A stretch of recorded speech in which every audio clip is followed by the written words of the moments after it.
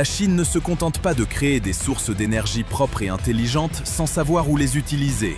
Non, elle a construit une ville si moderne, si épurée, qu'on croirait la voir sortir tout droit d'un film de science-fiction. Numéro 6. La station spatiale Tiangong, le foyer de la Chine en orbite. Si Xiong'an est la ville du futur de la Chine sur Terre, Tiangong en est l'avant-poste parmi les étoiles. Flottant à plusieurs centaines de kilomètres au-dessus de notre planète, Tiangong, qui signifie palais céleste, n'est pas un simple satellite. C'est la base spatiale personnelle de la Chine. Après avoir été exclu du programme de la Station spatiale internationale, Pékin a décidé de construire la sienne. Et elle l'a fait. Le chemin vers Tiangong n'a pas été rapide, mais il a été constant. Tout a commencé avec Tiangong 1 en 2011, puis Tiangong 2 en 2016. Deux stations expérimentales qui ont discrètement préparé le terrain pour un projet bien plus grand.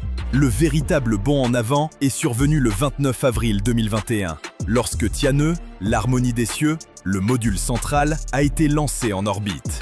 Peu après, des cargos et des missions habitées ont suivi, transformant une coquille d'acier en un véritable foyer pour les astronautes. Aujourd'hui, Tiangong est une station composée de 3 modules, Tianhe, Wentian et Mengtian.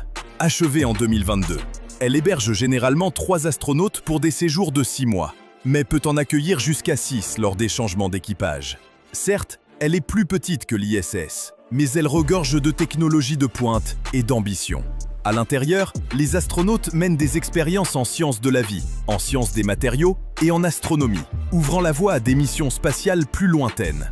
On peut la voir comme le tremplin de la Chine vers la Lune, Mars et au-delà. Ce n'est pas seulement un projet scientifique, c'est une déclaration. Une présence chinoise permanente dans l'espace. Numéro 7. Sacyr et les mégastructures en béton. Dans le monde des mégaprojets, le béton n'est pas qu'un matériau de construction. C'est le muscle silencieux qui maintient les nations debout. Et la Chine, en particulier, le traite comme un chef d'orchestre traite le son. Avec précision, ambition et une ampleur à couper le souffle. On parle ici de chantiers où des millions de mètres cubes de béton sont coulés en quelques semaines, pas en plusieurs années. Ce qui prendrait à d'autres pays 5 ans peut se faire en une seule phase de construction en Chine. Une grande partie de cette dynamique vient de collaborations stratégiques. Prenez Sacyr, un géant espagnol reconnu pour son savoir-faire en ingénierie. Son rôle dans de grands projets internationaux, comme l'agrandissement du canal de Panama, montre comment le béton peut devenir un pont entre les nations, et pas seulement entre 2 rives.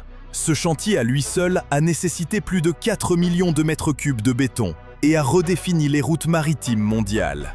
Maintenant, imaginez cette échelle multipliée à travers les lignes de train à grande vitesse, les méga-barrages et les ponts colossaux de la Chine. Chaque coulée, chaque poutre fait partie d'un équilibre précis entre vitesse locale et expertise mondiale. Les entreprises européennes apportent la précision, les équipes chinoises la puissance et la rapidité. Ensemble, elles redéfinissent la façon dont le monde construit l'avenir. Numéro 8.